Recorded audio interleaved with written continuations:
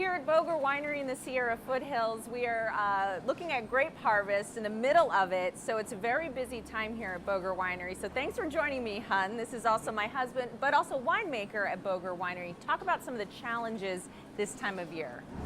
Some of the biggest challenges are, for one thing, that having grapes at the proper maturity is a huge factor in how the wine turns out. You can make you can't make good wine from bad grapes. You've got to make sure that the grapes are ripe enough. So we're always worried, my father especially, whether our samples are correct.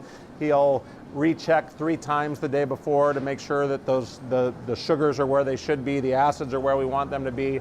So we're always worried about that. And when we bring the grapes in, we're checking to make sure that we've picked at the right time. Just the logistics of harvest, getting fruit is often a problem. We're always scrambling. From the winery standpoint, we want fruit right away, and so there's always the logistic challenge of getting the fruit soon enough and not pushing the pickers too fast.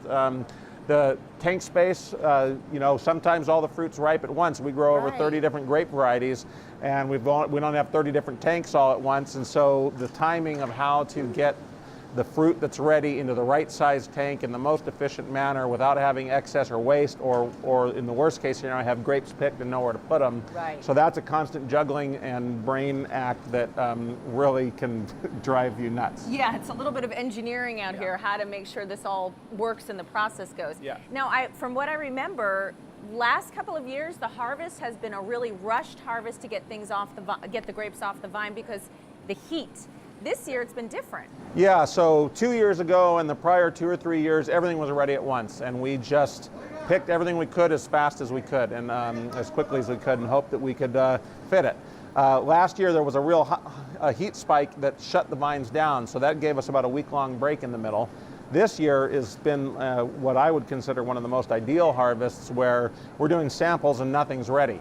And so anytime something's ready, we're okay, go pick it, go pick it. We've had a couple weekends where we haven't had to pick, which hasn't happened in the last 3 or 4 years.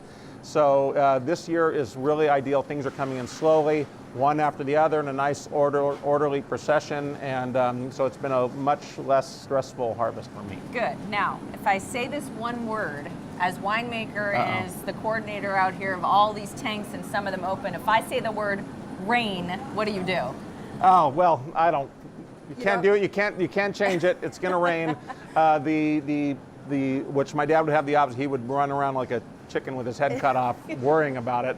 My theory is, or my approach is, I can't change the fact whether it's going to rain. What would the effect be, though? Certain grape varieties would then be subject to rot, and so you would want to pick those right away. And that's essentially what I'd do, if assuming they were ready. And if they weren't, we would just push it till the last possible moment and harvest it. So if it rains, there's going to be a problem. We just deal with it. Yeah, you can't beat Mother Nature. Yeah.